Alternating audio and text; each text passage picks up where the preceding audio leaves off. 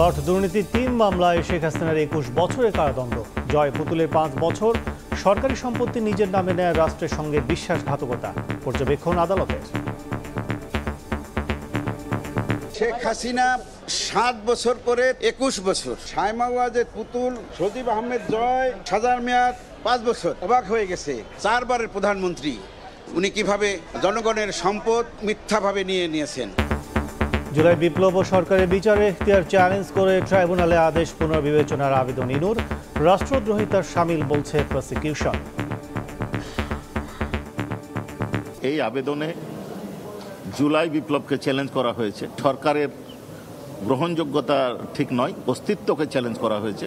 আরও বেশ কিছু কথা বলা হয়েছে যেগুলো আদালতের জন্য অপমানজনক বলে আমাদের কাছে মনে হয়েছে। রিভিউ পিটিশন নামঞ্জুরের আমরা বক্তব্য দিয়েছি। অনারেবল ট্রাইব্যুনাল পরবর্তী ধার্য তারিখে দিতে পারেন অথবা চেম্বারে গিয়ে হয়তো আদেশ দিবেন। দেখছিলেন প্রধান শিরোনাম, দুপুরের সময় সঙ্গে আছি আমি কাজল আব্দুল্লাহ। এবার অন্যান্য শীর্ষ সংবাদ। জোট করলেও নিজ দলের প্রতীকে ভোটের বাধ্যবাধকতা চ্যালেঞ্জ করে রিট। আইন শৃঙ্খলা ও সশস্ত্র বাহিনীর সঙ্গে ইসির বৈঠক, নির্বাচনে সর্বোচ্চ সহযোগিতা কামনা। স্বাধীনতা বিরোধীদের অপচেষ্টা থামাতে পারবে না ফেব্রুয়ারি নির্বাচন, বলছে বিএনপি। জামাত সহ ৮ দলের আন্দোলন রূপ নিচ্ছে গণভোটের প্রচারণায়।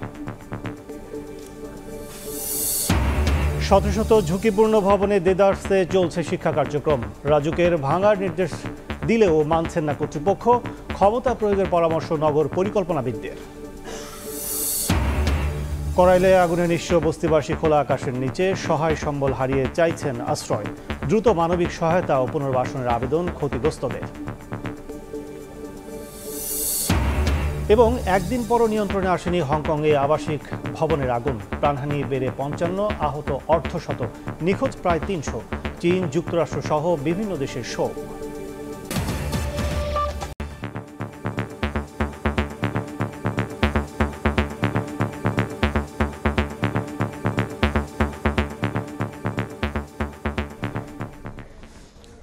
জুলাই হত্যাযজ্ঞের মামলায় মৃত্যুদণ্ডের পর প্লট দুর্নীতির ৩ মামলায় ২১ বছরের কারাদণ্ড হল শেখ হাসিনার। তার ২ সন্তান সজীব ওয়াজেদ জয় ও সায়মা ওয়াজেদ পুতুলকে ৫ বছর করে কারাদণ্ড দিয়েছেন ঢাকার ৫ম বিশেষ জজ আদালত। সরকার প্রধান হয়ে এমন জালিয়াতিকে রাষ্ট্রের সঙ্গে বিশ্বাসঘাতকতা বলে পর্যবেক্ষণ দিয়েছেন আদালত। এই রায়ের মাধ্যমে এমন দুর্নীতি বন্ধ হবে বলে আশা দুদক আইনজীবীদের। জুলাই হত্যাযজ্ঞের মামলায় শেখ হাসিনার মৃত্যুদণ্ডের পর এবার রায় হলো পূর্বাচলে প্লট দুর্নীতির মামলার। বৃহস্পতিবার সকালে ঢাকার ৫ম বিশেষ জজ মোহাম্মদ আব্দুল্লাহ আল মামুন রায় ঘোষণা করেন। ক্ষমতার অপব্যবহার করে পূর্বাচলের নিজ ও পরিবারের নামে সরকারি জমি নেয়ার অভিযোগে দুদকের ৩ মামলায় ক্ষমতাচ্যুত প্রধানমন্ত্রী শেখ হাসিনাকে ২১ বছরের কারাদণ্ড দেন আদালত। পাশাপাশি তার ২ সন্তান সজীব ওয়াজেদ জয় ও সায়মা ওয়াজেদ পুতুলের ৫ বছর করে কারাদণ্ড দেওয়া হয়। সঙ্গে ১ লাখ টাকা অর্থদণ্ড দেওয়া হয় দুজনকে। রায়ের পর্যবেক্ষণে আদালত বলেন, ভুয়া হলফনামা জমা দেন শেখ হাসিনা। ৪ বারের প্রধানমন্ত্রীর এমন জালিয়াতি রাষ্ট্রের সঙ্গে বিশ্বাসঘাতকতা। পর্যবেক্ষণে উনি উল্লেখ করেছেন যে একজন দেশের প্রধানমন্ত্রী যে তথ্য গোপন করতে পারে, মিথ্যা হলফনামা দিতে পারে, এটা তার কাছে বিশ্বাসযোগ্য হয় নাই। সে অবাক হয়ে গেছে যে একটা দেশের প্রধানমন্ত্রী কিভাবে, ৪ বারের প্রধানমন্ত্রী উনি কিভাবে মিথ্যা হলফনামা এবং তথ্য গোপন করে জনগণের সম্পদ উনি মিথ্যাভাবে নিয়েছেন। শেখ হাসিনার এই জালিয়াতির বিষয়ে তৎকালীন গণপূর্ত প্রতিমন্ত্রী ও রাজুকের চেয়ারম্যান অবগত ছিলেন বলে উল্লেখ করা হয় রায়ে। তৎকালীন প্রধানমন্ত্রীকে খুশি করতে পরস্পর যোগসাজশে প্লট বরাদ্দ দেন তারা। রাজুক এবং গণপূর্ত মন্ত্রণালয়ের বিষয়েও কিছু অবজারভেশন দিয়েছে তাদের আইন পরিবর্তনের জন্য, এবং তাদের যে এক্সিস্টিং কিছু আইন আছে ওটা পরিবর্তন এবং আরও কিছু নতুন আইন অ্যাডপ্ট করার জন্য কিছু পর্যবেক্ষণ দিয়েছে। যে জমা দিয়েছে শেখ হাসিনা, সেখানে কোনো আইনজীবীরও সই নাই, আদালত যেটা বলেছেন, কোনো রটারি পাবলিকের সই নাই, কোনো ম্যাজিস্ট্রেটেরও সই নেই, স্বাক্ষর নাই। অতএব এই যে ফ্যাক্ট একটা বা জালিয়াতি বা যে একটা ভুয়া একটা তথ্য গোপন করে একটা ভুয়া হলফনামা দিচ্ছেন, এটা রাষ্ট্রপ্রধানের জন্য মানায় না। এই মামলায় বিভিন্ন মেয়াদে সাজা দেওয়া হয়েছে ২২ জনকে। খালাস পেয়েছেন গণপূর্তের প্রশাসনিক কর্মকর্তা সাইফুল ইসলাম সরকার। আসিফ মোহাম্মদ সিয়াম, সময় সংবাদ, ঢাকা।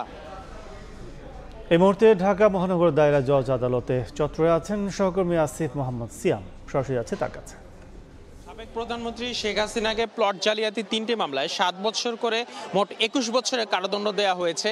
এর পাশাপাশি তাকে 3টি মামলাতে মোট 3 লাখ টাকা জরিমানা এবং অনাদায়ে 18 মাসের বিনাশ্রম কারাদণ্ডের রায়ও দেন আদালত।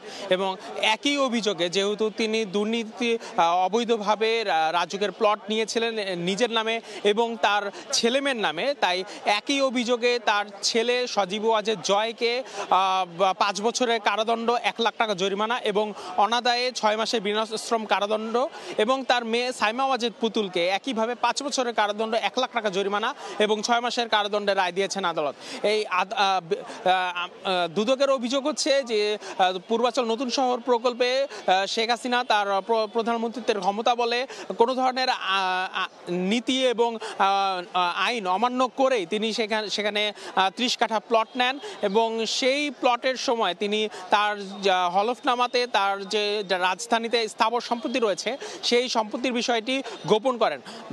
আর রায়ের সময় বিচারক জানিয়েছেন যে সেই হলফনামা তিনি পরবর্তীতে যে হলফনামা জমা দিয়েছেন সেই হলফনামায় তিনি সেটাও প্রত্যায়িত করা ছিল না, সেখানে তা নোটারি করা ছিল না, এবং ফলে সেটা সম্পূর্ণ ভুয়া একটি হলফনামা ছিল। এই সম্পূর্ণ জালিয়াতির বিষয়ে তৎকালীন প্রতিমন্ত্রী শরীফ আহমেদ অবগত থাকা সত্ত্বেও শুধুমাত্র প্রধানমন্ত্রীকে খুশি করতে তিনি প্লট বরাদ্দ দেন। তো সেই অভিযোগে তৎকালীন প্রতিমন্ত্রীকে 3 মামলাতে 15 বছরের কারাদণ্ড, 3 লাখ টাকা জরিমানা এবং 18 মাসের তাকে বিনাশ্রম কারাদণ্ড দেয়া হয়েছে।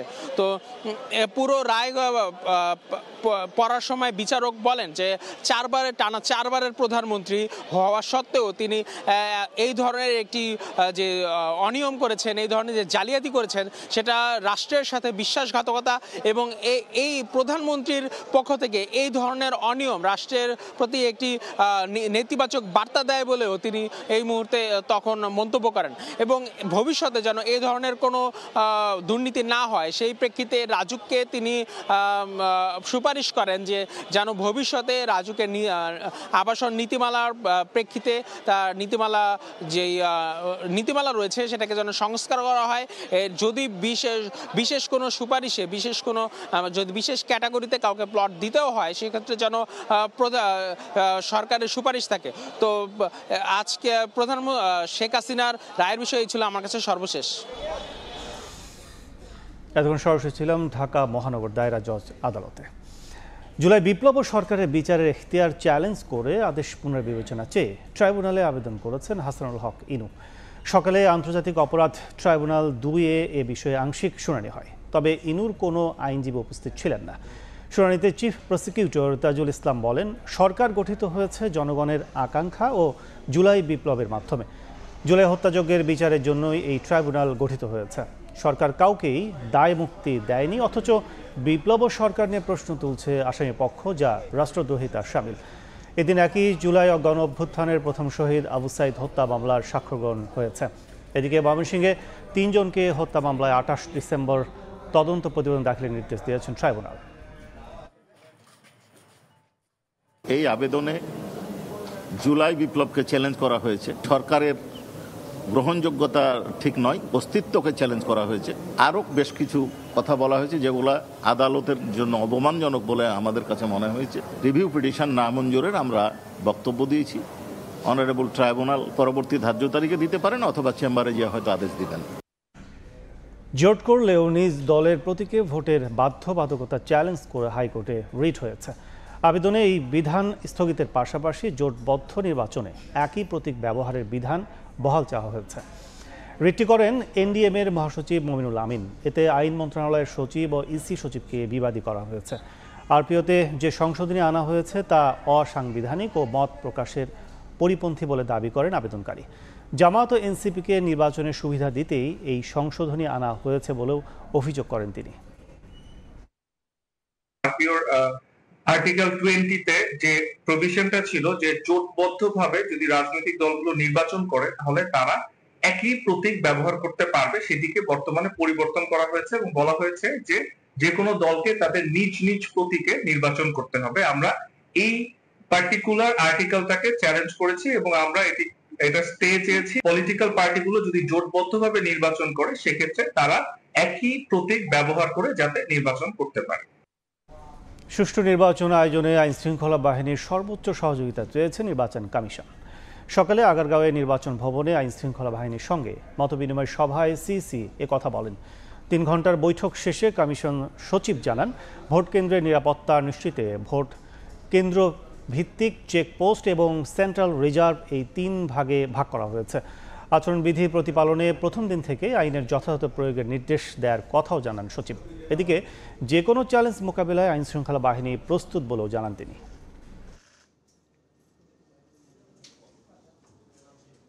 বিদেশ থেকে যে পোস্টাল ভোটগুলো আসছে, আউট অফ কান্ট্রি ভোটিং, সেটা হচ্ছে এয়ারপোর্ট এবং তেজগাঁ যে সেন্টার, সর্টিং সেন্টার যেটা আছে, মেল ডেলিভারি এবং মেল সর্টিং সেন্টার, এখানে ডাবল নিরাপত্তা, যে লোকাল পলিটিক্যাল লিডার্সদের কাছ থেকে যেন আমাদের আইনশৃঙ্খলা বাহিনীর কোনো সদস্য হসপিটালিটি গ্রহণ না করেন, যে আপনারা এসছেন, আপনাদের থাকা খাওয়ার ব্যবস্থা আমি করছি, আপনাদের সব কিছু ব্যবস্থা করব, আপনারা নিশ্চিন্তে থাকেন, এই ব্যাপারটা থেকে আমরা বলেছি বিরত থাকতে হবে। প্রথম দিন থেকে আচরণবিধি প্রতিপালন যেন যথাযথভাবে হয় এবং সেই কারণে আমাদের সেই সূত্রে আইন শৃঙ্খলা বাহিনীর সদস্যরা যেন আমাদেরকে সম্পূর্ণ সহযোগিতা করেন। ইসির পক্ষ থেকে ডেভেলপমেন্ট প্ল্যানটা বলে দেওয়া হয়েছে যে আপনারা এইভাবে আপনাদের বাহিনীগুলোকে সাজাবেন।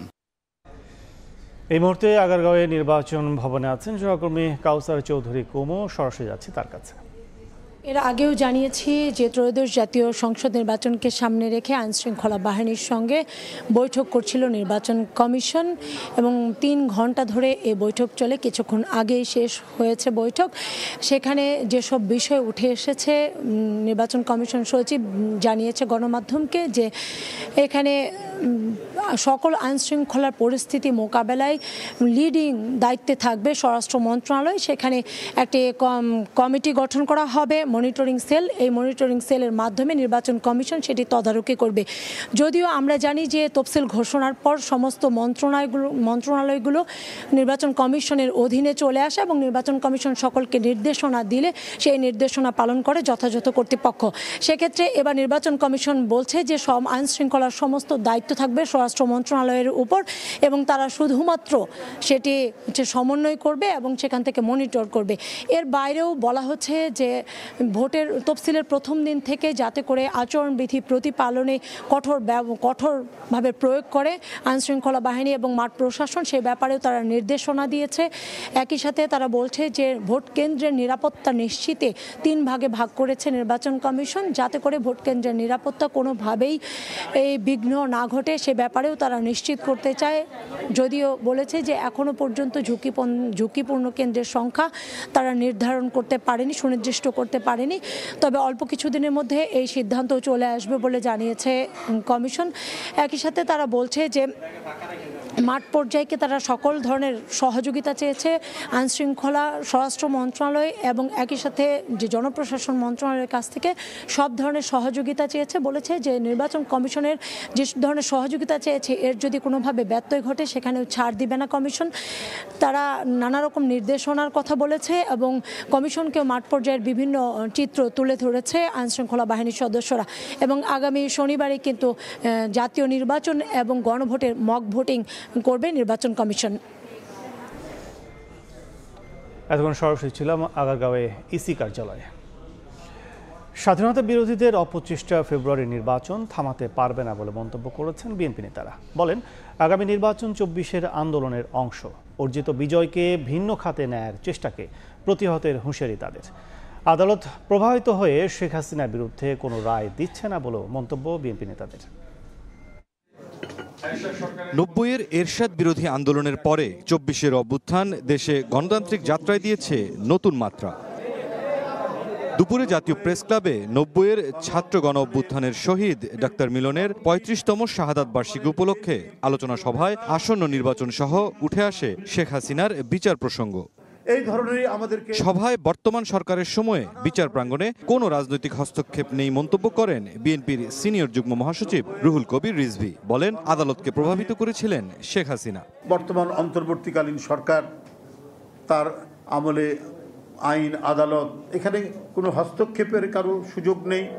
রাজনৈতিক দলগুলো তাদের সেখানে যে প্রভাব বিস্তার করার কিছু নেই, সেখানে তার সাজা হয়েছে। হাসিনার গড়া আদালত হাসিনার গড়া ট্রাইব্যুনাল সবকিছু তার, সেখানেই বিচার হচ্ছে। স্বাধীনতা বিরোধীরা নির্বাচন বানচালের অপচেষ্টা চালিয়ে যাচ্ছে অভিযোগ করে বিএনপি চেয়ারপারসনের উপদেষ্টা আমানুল্লাহ আমান বলেন, কোনো ষড়যন্ত্রই ঠেকাতে পারবে না ফেব্রুয়ারির নির্বাচন। বিচার তো শুরু হয়েছে তার, এবং তার দোষরদের বিচার শুরু হয়েছে, এবং এই বিচার অবিলম্বে কার্যকর করতে হবে। খুনি ফ্যাসিস্টের পতন হয়েছে, তাই আজকে নির্বাচন হবে ইনশাআল্লাহ। বিএনপির ভারপ্রাপ্ত চেয়ারম্যান জনাব তারেক রহমান দেশে ফিরে আসবেন এবং সেই নির্বাচনে বাংলাদেশে জনগণের ভোটে জাতীয় সরকার হবে ইনশাআল্লাহ। দলের স্থায়ী কমিটির সদস্য নজরুল ইসলাম খান বলেন, নিজ স্বার্থে ২৪-এর বিজয়কে কুক্ষিগত করার চেষ্টা করছে কেউ কেউ।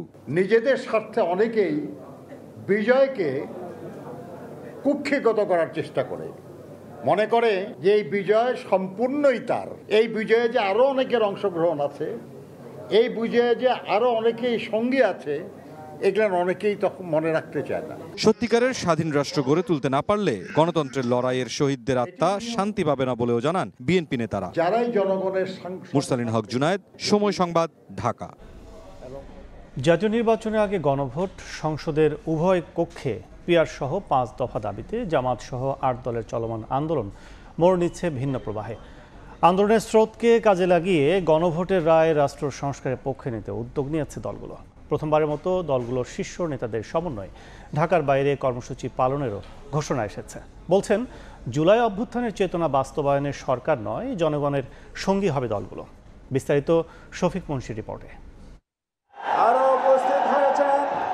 জাতীয় নির্বাচনের আগে রাষ্ট্র সংস্কারে গণভোট সহ 5 দফা দাবিতে গত সেপ্টেম্বর থেকে রাজপথে সরব 6টি ইসলামী দল সহ 8 রাজনৈতিক দল।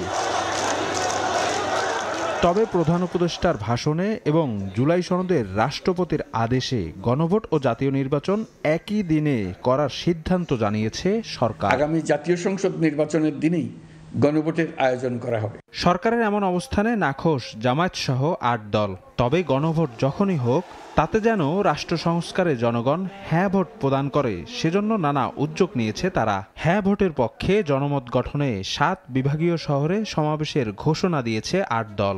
আগামী 30 নভেম্বর থেকে শুরু হওয়া 7 দিনব্যাপী এ কর্মসূচিতে প্রথমবারের মতো ঢাকার বাইরে একই মঞ্চে দেখা যাবে 8 দলের শীর্ষ নেতাদের। বিভাগীয় শহরগুলোতে 8 দলের যে প্রথম প্রকাশ্য সমাবেশ দেওয়া হয়েছে, সেখানে আমরা যত কথা বলবো তার মধ্যে এটা আমরা যুক্ত করেছি যে জনগণকে এই সংস্কারের মধ্য দিয়ে যে ফ্যাসিবাদের সাংবিধানিক রূপ লাভ করাটাকে চিরতরে আমরা বন্ধ করতে যাচ্ছি। এটা যে সকলের ত্যাগের বিনিময়ে অর্জিত এই সংস্কার, আপনারা এটাকে হা বলুন। গণভোট তো হবে, একদিন হোক বা আগে পরে হোক। এজন্য আমাদের সিদ্ধান্ত হলো এই বিভাগীয় সমাবেশগুলোতে আমরা এই বিষয়ে আমরা জনগণকে উৎসাহিত করব। সংস্কারের জন্য আমরা গণভোটে হা ভোটের জন্য আমরা ক্যাম্পেইন করব। নেতারা বলছেন, অভ্যুত্থানের চেতনা সমুন্নত রাখার স্বার্থে 5 দফার আন্দোলন রূপ নিচ্ছে গণভোটের প্রচারণায়। হা ভোট বিজয় না হয় সংস্কার হবে না। সংস্কার না হলে আবার যারা ক্ষমতা আসবে সেই 24-এর আগে যে ফেসিবাদ ছিল সেই ফেসিবাদ আবার তৈরি হবে। হা ভোটের কি ফায়দা আর না ভোটে কি অপকারিতা বোঝানোর জন্য কিন্তু আমাদের সমাবেশ প্রয়োজন। আমরা আমাদের প্রত্যেকটা সমাবেশ এটা বারবার করে বলবো। তবে নেতাদের প্রত্যাশা, শেষ মুহূর্তে হলেও জাতীয় নির্বাচনের আগে গণভোট আয়োজনে সরকার উদ্যোগী হবে। সদিচ্ছা থাকলে অনেক কঠিন বিষয় সহজ করা সম্ভব। শফিক মুন্সি, সময় সংবাদ, ঢাকা। আর যদি কোনো জাতীয় নির্বাচনের দায়িত্ব পালনে বিমান বাহিনী সম্পূর্ণ প্রস্তুত বলে জানিয়েছেন বাহিনী প্রধান air chief marshal Hasan Mahmud Khan. বাহিনীর আধুনিকায়ন, প্রযুক্তিগত উন্নয়ন এবং প্রশিক্ষণ ব্যবস্থাকে যুগোপযোগী করতে নানামুখী পদক্ষেপ নেওয়ার কথা জানিয়েছেন তিনি।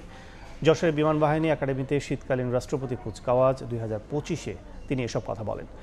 প্যারেড গ্রাউন্ডের বর্ণিল আয়োজন নিয়ে মাহাদি ইসলাম ধ্রুবর রিপোর্ট। ক্যামেরায় ছিলেন ইয়াকুব শিপন।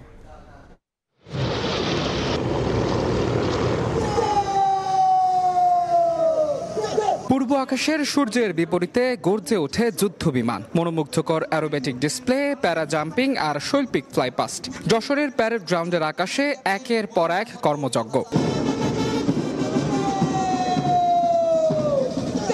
বিমান বাহিনীর শীতকালীন রাষ্ট্রপতি কুচকাওয়াজকে কেন্দ্র করে এই বিশাল আয়োজন, সুশৃঙ্খল মার্চ পাস্ট আর দক্ষতা প্রদর্শনে মুগ্ধ অতিথিরাও। বৃহস্পতিবার 87তম বাফা কোর্স ও ডিরেক্ট এন্ট্রি কোর্সের কর্মকর্তাদের কমিশন প্রদান করেন বিমান বাহিনী প্রধান। বক্তব্যে বাহিনীর আধুনিকায়ন, প্রযুক্তিগত উন্নয়ন এবং প্রশিক্ষণ ব্যবস্থাকে যুগোপযোগী করতে নানামুখী পদক্ষেপ নেওয়ার কথা জানান air chief marshal Hasan Mahmud Khan. পাশাপাশি জাতীয় নির্বাচনের দায়িত্ব পালনে বিমান বাহিনী সম্পূর্ণ প্রস্তুত বলেও উল্লেখ করেন তিনি। আমি সদ্য কমিশনপ্রাপ্ত কর্মকর্তাদের আন্তরিক শুভেচ্ছা ও অভিনন্দন জানাচ্ছি। মহান মুক্তিযুদ্ধের সময় জন্ম নেওয়া বাংলাদেশ বিমান বাহিনী আজ একটি আধুনিক, পেশাদার ও দক্ষ বাহিনী হিসেবে পরিণত হয়েছে। ভবিষ্যৎ যুদ্ধের চ্যালেঞ্জ মোকাবেলার জন্য আমরা সক্ষমতা বৃদ্ধি এবং প্রযুক্তিগত উৎকর্ষ অর্জনের পথে দ্রুত এগিয়ে চলেছি। আসন্ন জাতীয় নির্বাচনেও আমরা সর্বাত্মক সহায়তা দিতে দৃঢ় প্রতিজ্ঞ। সর্ড অফ অনার, বীরশ্রেষ্ঠ মতিউর রহমান ট্রফি, কমান্ড্যান্টস ট্রফি এবং বিমান বাহিনী প্রধানের ট্রফি সহ বিভিন্ন শাখায় শ্রেষ্ঠত্বের স্বীকৃতি পান মেধাবী ক্যাডেটরা। বাংলাদেশ বিমান বাহিনী একটি আধুনিক, প্রযুক্তি নির্ভর এবং সুশৃঙ্খল বাহিনী।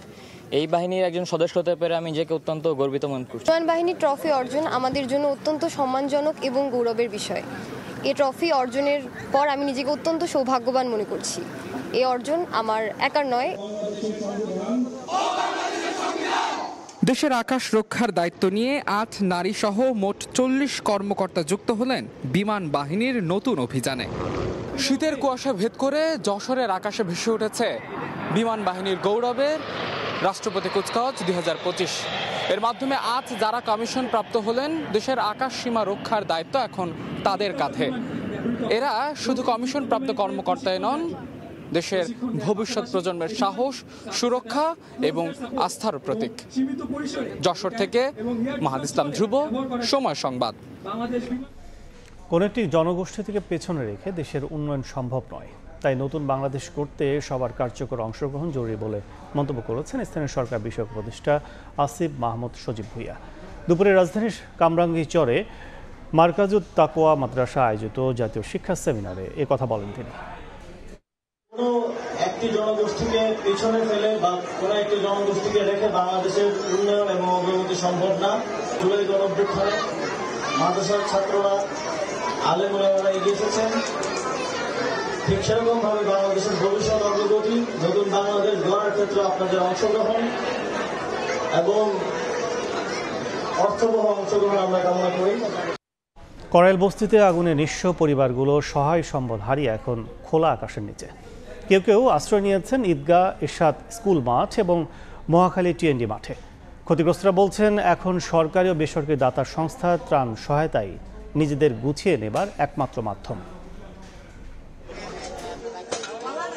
8 ফুট বাই 10 ফুটের একটি ঘরে পরিবারের 5 সদস্য নিয়ে থাকতেন রহিমা খাতুন। ভয়াবহ আগুনের সব হারিয়ে এখন দিন কাটছে খোলা আকাশের নিচে।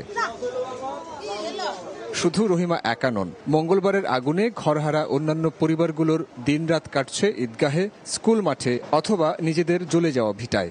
সবশেষে এটা কালকে একজনে দিচ্ছে, গোসল ওদের বাসায় কইরা এটা পইরা আসছে। আমার শাশুড়ি বাচ্চা কাচ্চা নিয়ে ওনার নিজের ফোনটা জুতা মতো সব রাখে উনি আর কি বাচ্চা নিয়ে মাঠে চলে গেছে। আর আমি তো আসার আগেই সব পুইরা চাই। একটা হাড়ি পাতিল, কাপড় চোপড়, শাড়ি চুড়ি কিচ্ছু নাই। ছেলে মেয়ে নিয়ে অনেক কষ্টে আছি। রাজধানীর বনানীতে অবস্থিত করাইল বস্তি মূলত 3টি ভাগে বিভক্ত: ক ব্লক, কুমিল্লা পট্রি ও বরিশাল পট্রি। আগুনে পুরোপুরি পুড়ে গেছে 3টি ব্লকই। ক ব্লক থেকে আগুনের সূত্রপাত বলে জানান বাসিন্দারা, পরে ছড়িয়ে পড়ে পুরো বস্তিতে। একে তো বস্তির পথ একদম সরু, অন্যদিকে ফায়ার সার্ভিসকে ভিন্ন ব্লকের ঠিকানা দিয়েছিলেন কেউ, এ নিয়েও আক্ষেপ তাদের। ফায়ার সার্ভিসের লোকগুলা সর্বপ্রথম যদি ওনারা এই বউবাজার দিয়ে ঢুকতে পারতো, তাহলে হয়তো সম্ভবত এই জায়গাতে নিয়ন্ত্রণ করতে পারতো। ঘটনার পর 2 দিন ধরে ত্রাণ ও চিকিৎসা সহায়তা দিয়ে চলেছে একাধিক রাজনৈতিক, উন্নয়ন সহযোগী ও দাতা সংস্থা। মানুষের এখন প্রাইমারি যে নিড পড়ছে এখানে একদম বাস্তবসম্মত। যখন তারা টিনের ঘর, বিভিন্ন জিনিস খুঁজতে যাচ্ছে, তারপর জিনিসপত্র উদ্ধার করতে যাচ্ছে, এই টিনে দেখেন অসংখ্য মানুষ তাদের কেটে যাচ্ছে। তাহলে তাদের প্রাইমারি মেডিকেল ট্রিটমেন্টটাই খুব ইমার্জেন্সি। আমরা উইথ মেডিসিন তাদের জন্য আবার যাওয়ার সময়ও মেডিসিন আমরা দিয়ে দিচ্ছি। দ্রুত পরিস্থিতি স্বাভাবিক করতে ত্রাণ ও দুর্যোগ মন্ত্রণালয় নিয়েছে নানা পদক্ষেপ। দুর্যোগ ব্যবস্থাপনা ও ত্রাণ অধিদপ্তর হতে আমরা প্রায় 1900 লোকের মাঝে শুকনো খাবারের প্যাকেট, মশারি এবং কম্বল বিতরণ করেছি। এবং আজকে আমাদের বিকাল 3টায় টিএনটি স্কুলে, মহাখালী টিএনটি স্কুলে আমরা পুনরায় ত্রাণ বিতরণ করব। এর আগেও একাধিকবার আগুন লাগে কড়াইল বস্তিতে। মঙ্গলবারের অগ্নিকাণ্ড তদন্তে 5 সদস্যের কমিটি গঠন করেছে fire service and civil defence. Saiful Rudra, Somoy Sangbad, Dhaka. বছরের পর বছর শিক্ষা কার্যক্রম চলছে রাজধানীর ঝুঁকিপূর্ণ শত শত ভবনে। রাজুক 42টি ভবন ভেঙে ফেলার এবং 187টি ভবন সংস্কারের নির্দেশনা দিলেও সেগুলো এখনও দেদারসে ব্যবহার করা হচ্ছে। ফলে বড় দুর্ঘটনার আতঙ্কে শিক্ষার্থীরা। সম্প্রতি ভূমিকম্পের পর ব্যবস্থা নিতে কমিটি গঠন করে দায় সারছে কর্তৃপক্ষ। তবে শুধু তালিকা তৈরি নয়, আইনি ক্ষমতা প্রয়োগ করে রাজুককে ঝুঁকিপূর্ণ ভবন ভাঙার পরামর্শ নগর পরিকল্পনাবিদদের। শাকির আহমেদের রিপোর্টে বিস্তারিত। জগন্নাথ বিশ্ববিদ্যালয়ের প্রাণীবিদ্যা বিভাগের এই ল্যাবটি কতটা ঝুঁকিপূর্ণ তা এই ছাদের দৃশ্য দেখলেই বোঝা যায়। এই ছাদ থেকে পলেস্তরা খসে পড়ে আহত হয়েছেন এই বিভাগের একজন কর্মচারী। যে কোনো মুহূর্তে ঘটতে পারে বড় ধরনের দুর্ঘটনাও। শুধু এই ল্যাব নয়, জগন্নাথ বিশ্ববিদ্যালয়ের ভাষা শহীদ রফিক ভবন, অবকাশ ভবন সহ মোট 4টি ভবন অতি ঝুঁকিপূর্ণ। বারান্দা ও ক্লাসরুম সহ বিভিন্ন স্থানে খসে পড়েছে পলেস্তারা। কখনো দেয়াল ও ভীমেও দেখা যাচ্ছে বড় ফাটল, এমনকি আহত হচ্ছেন কেউ কেউ। তবু সামান্য সিমেন্টের প্রলেপ আর জোড়াতালি দিয়ে ঝুঁকিপূর্ণ এসব ভবনে পুরোদমে চলছে শিক্ষা কার্যক্রম। তাই ভূমিকম্প বা বড় দুর্ঘটনা ছাড়াও সব সময় আতঙ্কে শিক্ষার্থীরা। আমরা ক্লাস করতে করতে ভূমিকম্প ছাড়াও কিন্তু আমাদের উপরে বিভিন্ন সিমেন্টের যে দলাগুলো আছে ওগুলো কিন্তু ধসে পড়ে। আমরা খুব আতঙ্কিত। আমাদের মনে হয় যে জগন্নাথের স্টুডেন্টরা মেন্টালি হচ্ছে যে ধরে নিয়েছে যে কোনো মুহূর্তে আমাদের এখানে একটা বড় ধরনের ট্র্যাজেডি হবে। আমরা সেটাকে অনেকে উল্লেখ করেছি যে কোনো সময় এখানে জগন্নাথ ট্র্যাজেডি হতে পারে। তো বিশ্ববিদ্যালয় প্রশাসন থেকে হচ্ছে যে তেমন কোনো পদক্ষেপ চোখে পড়ে নাই। এ ধরনের ম্যাসাকার মোকাবেলা করার জন্য যে ধরনের প্রোটেকশন ব্যবস্থা দরকার, শিক্ষার্থীদের নিরাপত্তা দেওয়া দরকার এবং শিক্ষার্থীরা যে বিষয়গুলো দেখে আশ্বস্ত হতে পারে, কোনোটাই জগন্নাথ বিশ্ববিদ্যালয়ে বিদ্যমান নেই। উপাচার্য বলছেন, ভূমিকম্পের পর শিক্ষার্থীদের নিরাপত্তা বিবেচনায় সরাসরি ক্লাস বন্ধ করে চালু করা হয়েছে অনলাইন ক্লাস। বিগত সময়ে তেমন কোনো ব্যবস্থা নেওয়া হয়নি। তো আমরা ইতিমধ্যে এই বিল্ডিংগুলোতে কিছু কাজ করেছি এবং রেট্রোফিটিংয়ের জন্য পুরো বিল্ডিংগুলোকে রেট্রোফিটিংয়ের মাধ্যমে উপযুক্ত করে তোলার জন্যে একটা পরিকল্পনাও আমরা অলরেডি প্রণয়ন করেছি একটা ফার্মকে দিয়ে।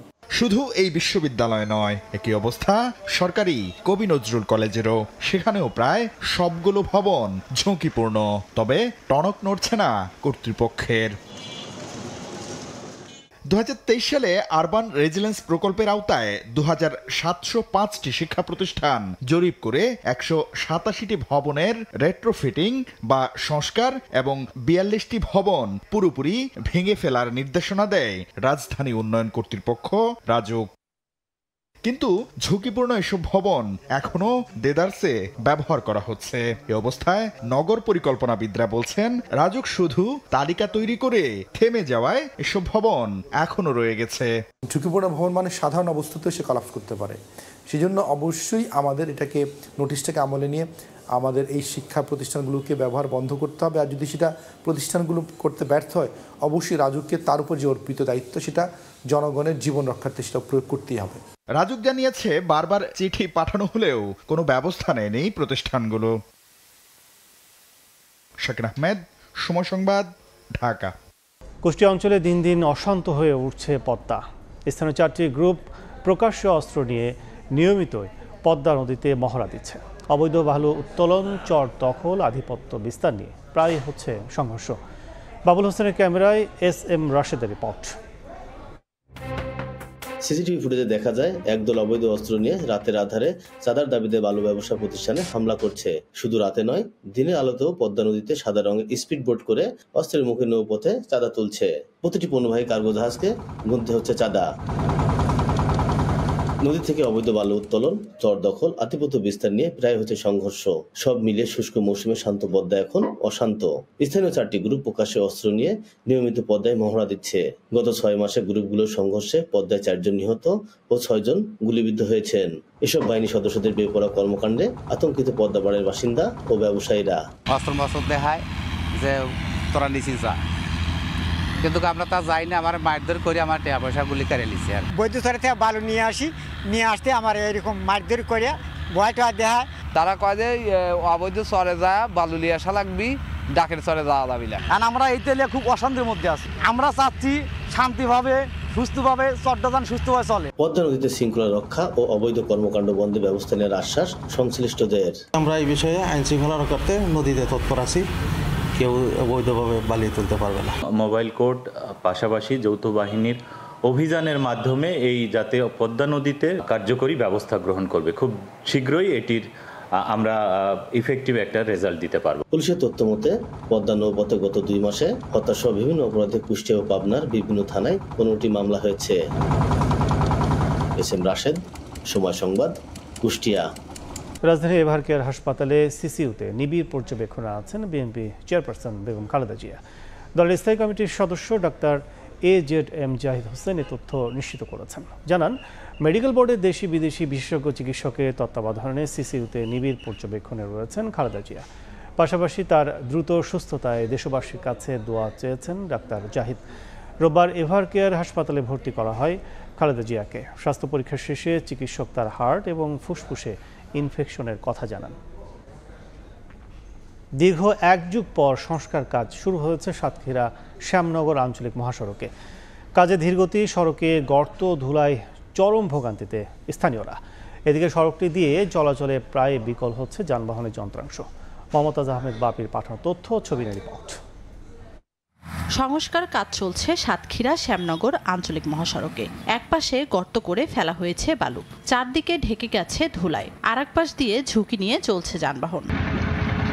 দীর্ঘদিন ধরে খানাখন্দে ভরে গেছে সড়কটি। চলাচল অনুপযোগী হয় 1 যুগ পর শুরু হয় সংস্কার। তবে কাজে ধীরগতির অভিযোগ স্থানীয়দের। এলাকাবাসী বলছে ঠিকাদার নিজের ইচ্ছে মতো কাজ করছেন। সড়কে গর্ত ও ধুলায় চরম ভোগান্তিতে স্থানীয়রা। এদিকে সড়কটি দিয়ে চলাচল করে প্রায়ই বিকল হচ্ছে যানবাহনের যন্ত্রাংশ। বহুত দিনের এই রোডটা কোনো সংস্কার হচ্ছে না, আমরা গাড়ি ঘোড়া চালাই আর খাতি পাচ্ছিস না। টাইমের বাসটা হচ্ছে, পাংচার হচ্ছে, গাড়ি রাস্তার জনিত গাড়ি চালাইতে পারি না। সেই ধরনের কাজের গতি নিয়ে মানুষের খুব কষ্ট হচ্ছে। এলাকার মানুষের ধুলো বালি একটা আরো বিরাট ঝামেলা ভোগ করতে হচ্ছে মানুষ। খারাপ হওয়ার কারণে আমরা যারা স্কুল শিক্ষার্থী আছি, কলেজ শিক্ষার্থী আছি, তারা আমরা ভালোভাবে রাস্তায় চলাচল করতে পারি না। রাস্তাটা অতি দ্রুত সময়ের মধ্যে সংস্কারের জন্য সড়ক জনপথ সহ স্থানীয় সরকার এবং বাংলাদেশ সরকারের কাছে আহ্বান করছি। সড়ক বিভাগ বলছে 2026 সালের জুন পর্যন্ত প্রকল্পের মেয়াদ থাকলেও কাজ শেষ করতে প্রয়োজন আরও 1 বছর। কাজ শুরু হয়েছে ইতিমধ্যে, আমাদের বিভিন্ন প্যাকেজে প্রায় 19টা কালভার্টের কাজ শুরু হয়েছে। এছাড়া আমাদের রাস্তা দিয়ে রিকনস্ট্রাকশন এবং ওয়াইডেনিং এর কাজও শুরু হয়েছে। আমাদের এই প্রকল্পের মেয়াদ আছে 2026 জুন পর্যন্ত। আসলে যেটা খুব অল্প সময়, এই সময়ের মধ্যে আসলে শেষ হবে না। এই প্রকল্পটা আশা করি 2027 জুনের মধ্যে, অর্থাৎ আগামী 1.5 বছরের মধ্যে আমরা ইনশাআল্লাহ শেষ করে ফেলব। সড়ক বিভাগের তথ্য মতে সাতক্ষীরা শ্যামনগর আঞ্চলিক মহাসড়কের 62 কিলোমিটার অংশ সংস্কারে ব্যয় ধরা হয়েছে 565 কোটি টাকা। সময় সংবাদ, সাতক্ষীরা। খুলনা বেসিক শিল্প এলাকায় সংযোগ প্রক্রিয়া এগিয়ে যাওয়ার পরও আটকে আছে গ্যাস সরবরাহ। আরংঘাটা থেকে বেসিক শিল্পনগরী পর্যন্ত 8 কিলোমিটার নতুন পাইপলাইন বসানো হয়েছে গত আগস্টে। নিয়ামুল হোসেন কোচির ছবিতে আব্দুল্লাহ আল মামুন রুবেলের রিপোর্ট। খুলনা অঞ্চলের ব্যবসায়ীদের দীর্ঘদিনের দাবির মুখে 2024 সালের জুনে আরংঘাটা এলাকার গ্যাস স্টেশন থেকে বিসিক এলাকায় গ্যাস সরবরাহের জন্য পাইপ স্থাপন করে সুন্দরবন গ্যাস কোম্পানি।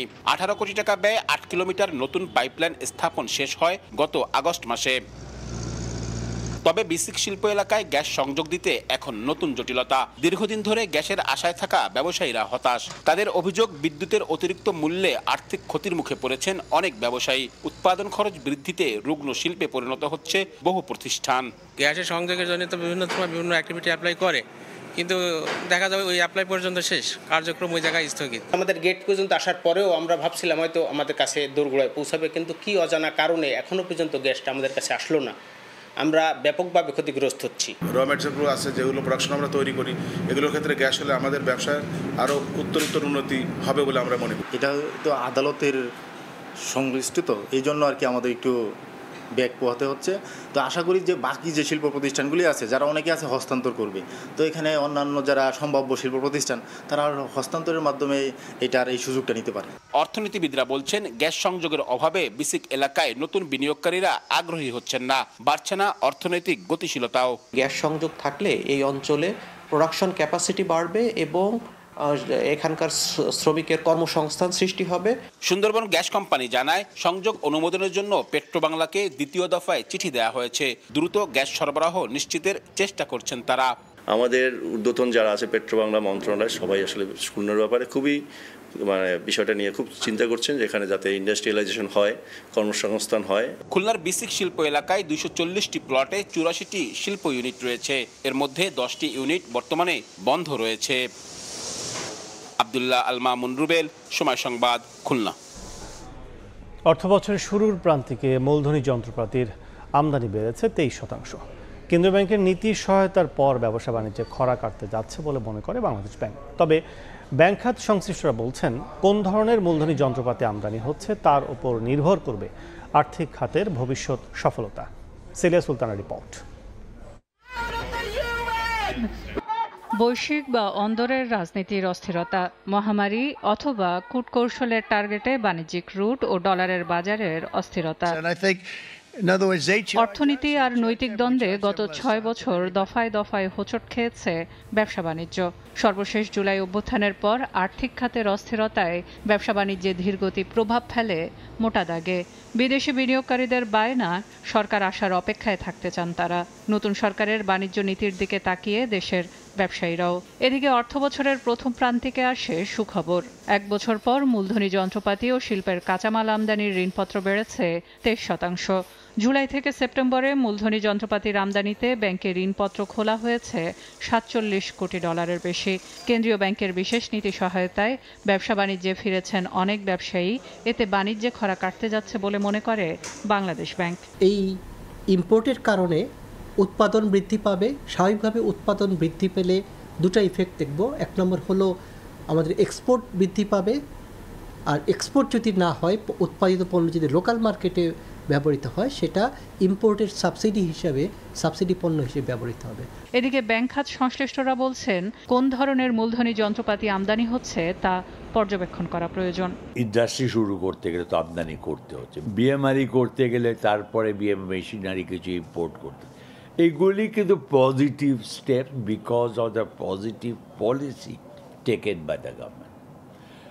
সুতরাং এখানে কিন্তু একটা জিনিসই আমি বলবো অ্যাজ এ কশনারি হিসাবে, যে এগুলি নজরদারি পুরাপুরি রাখতে হবে, যাতে যে আইটেমের কথা বলা হচ্ছে সেখানে কোনো লাক্সারি আইটেম না থাকে। এরই মধ্যে লালদিয়া ও পানগাঁও কন্টেইনার টার্মিনাল নিয়ে চুক্তি করে অন্তর্বর্তীকালীন সরকার, যার সঠিক ব্যবহার বাণিজ্যকে আরও গতিশীল করবে বলে মনে করে বাংলাদেশ ব্যাংক। সেলিয়া সুলতানা, সময় সংবাদ, ঢাকা। দেশের বাইরের খবর। একদিন পার হলেও হংকংয়ে আবাসিক ভবনের আগুন পুরোপুরি নিয়ন্ত্রণে আসেনি। ভয়াবহ আগুনের ঘটনায় মৃতের সংখ্যা বেড়ে দাঁড়িয়েছে 55 জনে, গুরুতর আহত হয়েছেন 45 জন, এখনও নিখোঁজ 279 জন। অগ্নিকাণ্ডে জড়িত সন্দেহে 3 জনকে আটক করেছে পুলিশ। অঞ্চলটিতে প্রবাসী বাংলাদেশিদের বসবাস নেই বলে জানিয়েছেন সেখানে বসবাসরত বাংলাদেশিরা। এদিকে আগুনে হতাহতের ঘটনায় শোক জানিয়েছে চীন, যুক্তরাষ্ট্র, যুক্তরাজ্য সহ বেশ কয়েকটি দেশ। বৃহস্পতিবার ভোরেও হংকংয়ের তাইপো এলাকায় আগুনে পুড়ে যাওয়া বহুতল ভবন থেকে ধোঁয়া উঠতে দেখা যায়। একদিন পার হলেও এখনো পুরোপুরি আগুন নিয়ন্ত্রণে আনা সম্ভব হয়নি। বেশ কিছু ভবনে আগুনের শিখা দেখা যায়। ফায়ার সার্ভিস কর্মীরা জানান, 4টি ভবনের আগুন এখন পুরোপুরি নিয়ন্ত্রণে। ওয়াংফুক কমপ্লেক্সে থাকা 8টি ভবনের 4টি আগুনে পুরোপুরি পুড়ে গেছে, বাকিগুলো আগুনে ক্ষতিগ্রস্ত হয়েছে। ভোরে নিজেদের বাড়িঘরের ক্ষয়ক্ষতি দেখতে ঘটনাস্থলে জড়ো হন বাসিন্দারা। এখানে ফ্ল্যাট কিনেছিলাম 20 বছরেরও আগে। আমাদের সব জিনিসপত্রই ছিল এখানে, আর এখন সবকিছু পুরো ছাই হয়ে গেছে। 3 দশকের মধ্যে সবচেয়ে ভয়াবহ এই অগ্নিকাণ্ডে হতাহতের সংখ্যা বেড়েই চলেছে। নিহতদের মধ্যে কয়েকজন ইন্দোনেশিয়ার নাগরিক বলে নিশ্চিত করা হয়েছে। কয়েকজন গৃহকর্মীও ছিলেন। এখনো অনেকে নিখোঁজ থাকায় হতাহতের সংখ্যা আরও বাড়তে পারে বলে আশঙ্কা করা হচ্ছে। তাদের সন্ধানে ঘটনাস্থলে কাজ করছে অন্তত 26টি উদ্ধারকর্মী দল। অঞ্চলটিতে প্রবাসী বাংলাদেশিদের বসবাস নেই বলে জানা গেছে। আমার জানা মতে তাইপোতে এখন কোনো বাংলাদেশি থাকেন না। বিগত কয়েক বছরে তাইপোতে থাকলেও এই বছর থ্যাঙ্কফুলি কেউ ছিল না। এরই মধ্যে অগ্নিকাণ্ডে জড়িত সন্দেহে নির্মাণ কোম্পানির কয়েকজন শীর্ষ কর্মকর্তাকে আটক করেছে পুলিশ। সাময়িক বন্ধ ঘোষণা করা হয়েছে 13টি স্কুল। এদিকে আগুনের ঘটনায় গভীর শোক জানিয়েছেন হংকংয়ের শীর্ষ নেতা জন লি। নিহতদের প্রতি সমবেদনা জানিয়ে রেড ক্রসের জরুরি সহায়তার জন্য 20 লাখ ইউয়ান তহবিল বরাদ্দ দিয়েছেন চীনা প্রেসিডেন্ট শি জিনপিং। এছাড়া যুক্তরাষ্ট্র, যুক্তরাজ্য, জাপান সহ আরও কয়েকটি দেশ শোক জানিয়েছে। হাউজিং কমপ্লেক্সের 8টি ভবনের প্রায় 2000 ফ্ল্যাটে 4600 জনেরও বেশি বাসিন্দা বাস করতেন। রাইসা জান্নাত, সময় সংবাদ। টি-20 বিশ্বকাপের আগে শেষ আন্তর্জাতিক সিরিজ খেলতে নামছে বাংলাদেশ। আয়ারল্যান্ড সিরিজে সেরা একাদশ নিয়ে সর্বোচ্চ প্রস্তুতি নেওয়ার লক্ষ্য অধিনায়ক লিটন কুমার দাসের। এবার শুধু কঠিন চ্যালেঞ্জ নয়, সিরিজ জয়ের প্রত্যাশা করছেন উইকেট কিপার ব্যাটার। অন্যদিকে এই ভেন্যুতেই শেষ ম্যাচ জিতেছিল আইরিশরা। সে স্মৃতি দিচ্ছে বাড়তি আত্মবিশ্বাস। ম্যাচটি শুরু হবে সন্ধ্যা 6টায়। চট্টগ্রাম থেকে সাব্বির মিথুনের রিপোর্টে বিস্তারিত। বছর শেষ হলেই টি-20 বিশ্বকাপ, এর আগে সবশেষ আন্তর্জাতিক সিরিজ। টিম কম্বিনেশন যাচাই বাছাইয়ের শেষ সুযোগ টিম টাইগার্সের সামনে। চট্টগ্রামে সে প্রস্তুতি নিচ্ছে বাংলাদেশ। প্রতিপক্ষ অপেক্ষাকৃত দুর্বল হলেও বাংলাদেশ অধিনায়কের প্রত্যাশা কঠিন চ্যালেঞ্জ। আগের সিরিজে হোয়াইট ওয়াশের তিক্ত অভিজ্ঞতা ভুলে এবার সেই চ্যালেঞ্জ উতরে সিরিজ জেতার লক্ষ্য স্বাগতিকদের। টাফ সিচুয়েশনে পড়ার পর যে জিনিসটা হয়েছে লাস্ট সিরিজে আমরা জিততে পারিনি, বাট এবার চেষ্টা করবো যেন ওখান থেকে টাফ থেকে বের হয়ে যেন ম্যাচগুলো উইন করতে পারি। সবচেয়ে বেশি চিন্তার কারণ মিডল অর্ডার। সাম্প্রতিক সময়ে সেখানে হতশ্রী পারফরমেন্স টিম বাংলাদেশের। আয়ারল্যান্ডের বিপক্ষে এই জায়গাটা নিয়েই কাজ করতে চাইবে টিম ম্যানেজমেন্ট। সন্ধ্যায় ম্যাচ হওয়ায় চিন্তায় আছে শিশিরও। এদিকে টেস্টে প্রতিদ্বন্দ্বিতা করতে না পারা আইরিশরা শর্টার ফরম্যাটের সঙ্গে পাচ্ছে বাড়তি আত্মবিশ্বাস।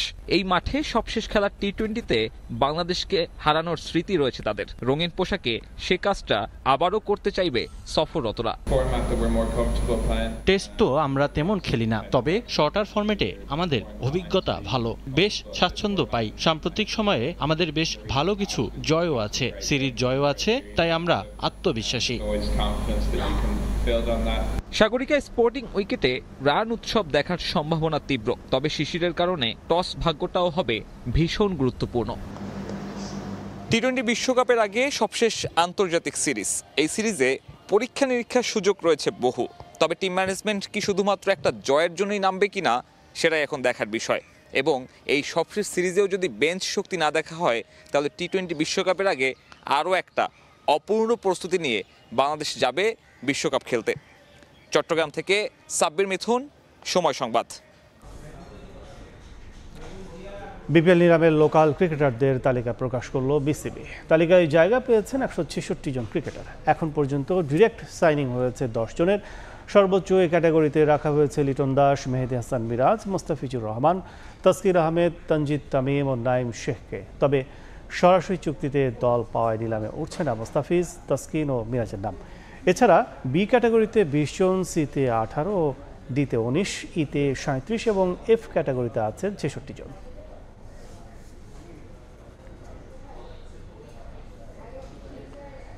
এ পর্যায়ে শীর্ষ সংবাদগুলো জানিয়ে দিচ্ছে আরেকবার। প্লট দুর্নীতি 3 মামলায় শেখ হাসিনার 21 বছরের কারাদণ্ড। জয় পুতুলে 5 বছর। সরকারি সম্পত্তি নিজের নামে নেয় রাষ্ট্রের সঙ্গে বিশ্বাসঘাতকতা, পর্যবেক্ষণ আদালতের।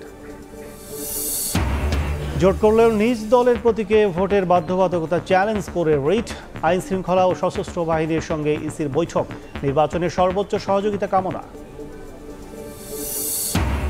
এবং এভার কেয়ারের সিসিউতে বেগম খালেদা জিয়া আছেন দেশি বিদেশি চিকিৎসকদের নিবিড় পর্যবেক্ষণে। রোগ মুক্তি কামনায় কাল বাদ জুমা সারা দেশে বিশেষ দোয়া।